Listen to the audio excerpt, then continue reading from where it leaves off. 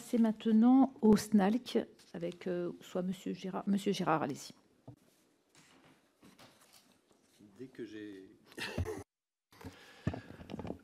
Bonjour Madame la Présidente, bonjour Mesdames et Messieurs les députés. Bien entendu, une pensée de la part du SNALC pour notre collègue Caroline Grandjean-Pacaud. Nous rappelons que c'est une affaire qui n'est pas nouvelle, qu'il y avait déjà eu des alertes, même de la médiatisation. En arrivée, alors que la protection fonctionnelle était donnée, alors que toutes les alertes étaient faites à ce que la collègue se suicide, nous paraît absolument nécessiter une enquête approfondie pour déterminer notamment si le soutien de l'institution a été plein et entier. Sur la rentrée, cette rentrée n'est malheureusement pas très différente des rentrées des années précédentes. Le problème d'attractivité est toujours le même. Nous avons toujours des manques au concours, dans le premier degré, dans les académies déficitaires maintenant structurellement, que sont Versailles, Créteil, la Guyane ou Mayotte, pour des raisons qui ne sont pas là non plus toujours les mêmes, mais néanmoins, ces difficultés se sont installées dans la durée. Vous allez avoir à voter un budget. Budgéter à un moment, c'est choisir. Nous, au SNALC, nous pensons qu'il faut choisir l'école de la République, qui, contrairement à ce qu'on peut entendre, n'a pas été privilégiée, et cela s'en ressent sur les conditions de travail des professeurs des écoles. Je voudrais vous rappeler quelques chiffres du ministère de l'Éducation nationale. Alors que les professeurs des écoles sont ceux qui ont le plus l'impression de faire quelque chose d'utile et d'avoir le sentiment que leur travail a du sens et de la valeur dans l'éducation nationale, ils sont aussi ceux qui ont le moins le sentiment que leur métier est valorisé dans la société. 2,5 sur 10, d'après l'échelle du ministère de l'Éducation nationale. 3,2 sur 10 sur la satisfaction sur le niveau de rémunération. Alors, vous allez me dire, l'argent, on en manque. Néanmoins, est-ce qu'on utilise forcément celui qu'on a de la meilleure des façons possibles? J'en viens à la formation initiale. Par exemple, on a beaucoup de politiques pour essayer d'attirer de nouvelles personnes, et en disant, regardez, nous allons avoir une formation qui d'ailleurs n'est pas forcément, sur le premier degré, pas forcément mauvaise, très clairement, et nous, on n'avait pas de souci avec le changement de place du concours, par exemple, mais on se préoccupe très peu de garder les gens qu'on a déjà. La ministre des Missionnaires Borne a bien signalé qu'il y avait un souci de milieu de carrière. Je ne crois pas qu'elle ait fait quoi que ce soit pour le résoudre, mais quand bien même elle a essayé de le faire, les arbitrages budgétaires ne l'ont pas permis. À un moment, il faut bien se rendre compte que les personnels de l'éducation nationale ont envie de partir et que la satisfaction de faire quelque chose d'utile n'est pas un moteur suffisant pour les faire rester et qu'ils ont pris conscience qu'ils ont des compétences qui peuvent être aussi utiles ailleurs dans la société. Donc à un moment, il va falloir véritablement avoir une prise de conscience collective sur le fait que notre école ne va peut-être pas continuer à fonctionner sur le dos des personnels et sur la bonne volonté des personnels. Ça me paraît très important de le dire. Sur l'école inclusive, nous avons un vrai souci avec les pôles d'appui à la scolarité. J'ai envie de vous dire, on avait un souci avec les PIAL aussi, mais celui-là est qu'il y a notamment la disparition d'un mot qui nous paraissait pourtant un mot très important dans la politique de l'école inclusive, c'est le mot handicap.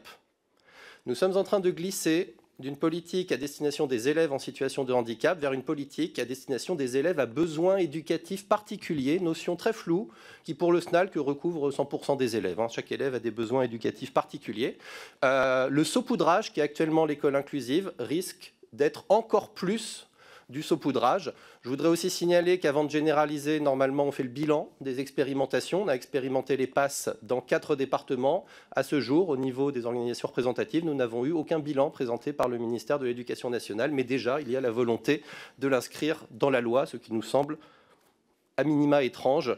Pourquoi expérimentons-nous si c'est pour ne pas s'appuyer sur les résultats des expérimentations ?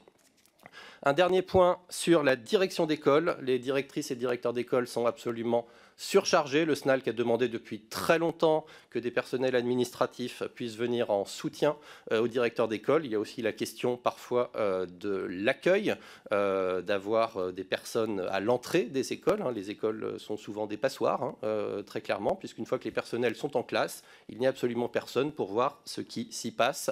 La loi RILAC, de ce point de vue-là, n'a strictement rien résolu. Les directrices et les directeurs d'école tirent la sonnette d'alarme. Je vous remercie.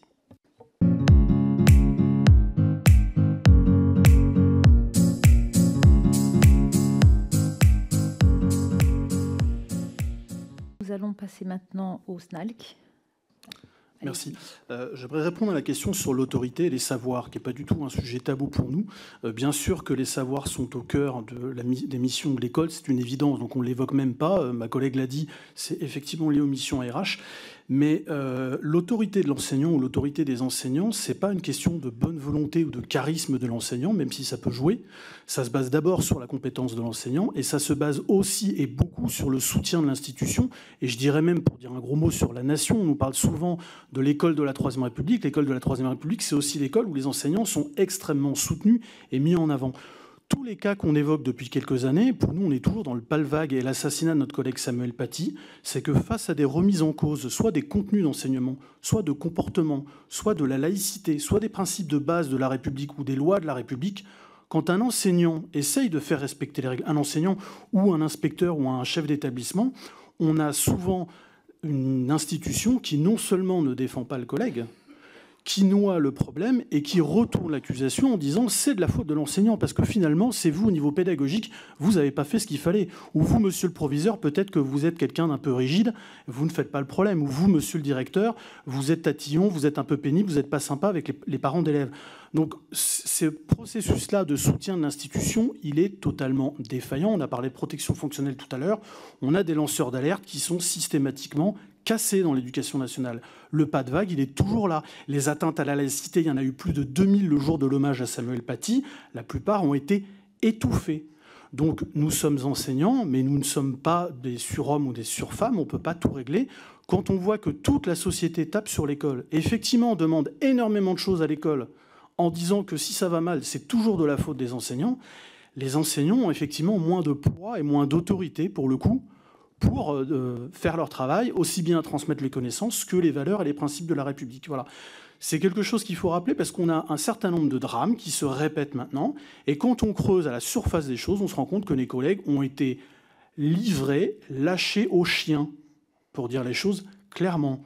C'est valable pour notre collègue dans le Cantal, c'était valable pour Samuel Paty. On a parfois des signaux d'alerte extrêmement graves et on dit aux enseignants, c'est peut-être vous qui ne savez pas vous y prendre. Et oui, avant, c'était mieux. Mais l'enseignant, il ne peut rien faire s'il n'a pas le soutien de l'institution. Et si l'institution est organisée pour noyer le poisson, effectivement, en termes d'autorité, on ne pourra pas faire de miracle, pas plus que sur d'autres sujets. Je vous remercie.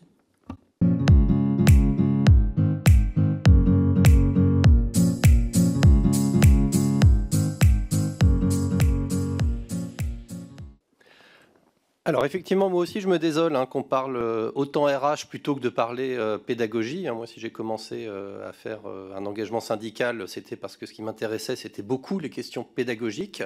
Mais oui, aujourd'hui, les questions pédagogiques sont passées très clairement au second plan parce que les questions RH sont tellement vitales que si on ne les résout pas, on n'a pas la capacité à parler pédagogie. On est en train d'essayer de parler pédagogie avec des gens qu'on balance devant les élèves du vendredi au lundi, sans formation, par exemple. La question RH, elle est quand même préexistante, malheureusement, à la question pédagogique. Et moi, j'espère qu'on se retrouvera une année où nous pourrons parler pédagogie, parce que le jour où on pourra parler pédagogie, ça voudra dire que ça ira beaucoup mieux dans l'éducation nationale et qu'on pourra enfin s'intéresser de manière approfondie sur ces sujets.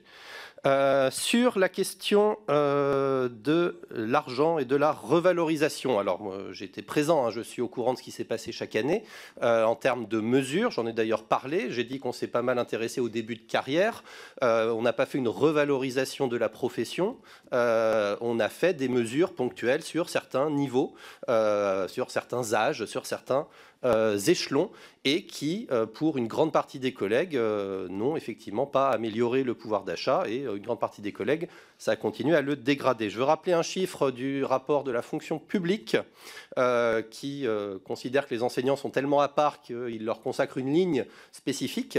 Dans les fonctionnaires de catégorie A de la fonction publique d'État, les enseignants sont payés 1 000 € de moins par mois que les autres fonctionnaires de catégorie A. Voilà, il est là le déficit d'attractivité. 1 000 € par mois, c'est le rapport de la fonction publique, catégorie A enseignant, catégorie A non enseignant.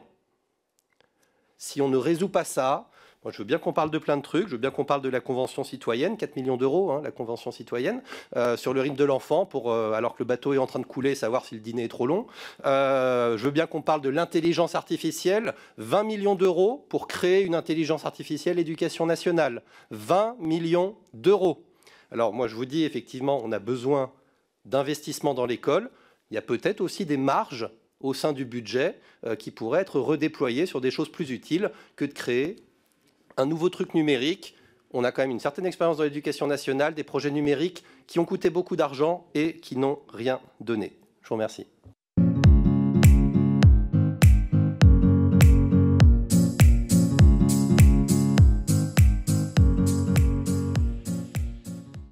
Pour le SNALC, on a choisi une question pour pouvoir la développer, qui est celle des devoirs écrits. Les devoirs écrits ont effectivement, par circulaire, été interdits, sachez-le, en 56, en 58, en 64, en 71, en 94 et par lettre ministérielle encore en 95. Voilà, et je pense qu'il y en a encore depuis. Là, je cite un rapport de l'inspection générale de 2008. Donc entre 2008 et 2025, c'est pas interdit qu'il y ait encore eu des recommandations. Il y en a eu, notamment avec la loi Blanquer. Mais en fait, le fait qu'on ait eu besoin de autant les interdire, ça dit quelque chose. Ça dit que c'est compliqué. Ça dit que c'est compliqué. Alors déjà, on est bien d'accord, on parle des devoirs écrits. Donc oui, hein, les leçons, apprendre une poésie ou quelque chose comme ça, c'est tout à fait autorisé. Mais même là, il y a un flou. Et dans les arguments, c'est effectivement l'argument prioritaire de les conditions de capacité à faire des devoirs pour les élèves à la maison. Il y a aussi l'idée qu'il faut travailler à l'école, etc. Mais faut pas non plus voiler la face suivant les familles. Il y a des familles qui vont faire travailler leurs enfants à la maison aussi. Donc on ne va pas régler les inégalités par l'interdiction des devoirs si on ne met pas des choses en place à l'école pour accompagner aussi les élèves. Parce que, y compris à l'école primaire, mais on en parlera peut-être cet après-midi pour celles et ceux qui seront là, les cours particuliers, c'est un marché absolument juteux aujourd'hui. Donc partant de là, les inégalités existent. Nous, ce qu'on veut quand même rappeler, c'est que l'école ne va pas les résoudre miraculeusement d'un coup de baguette magique, par ou non l'interdiction, et que cette question des devoirs peut être un point extrêmement sensible et voire parfois polémique auprès des parents. C'est la situation très compliquée des enseignants. Certains parents veulent des devoirs, certains parents ne veulent pas de devoirs. Que fait le prof ?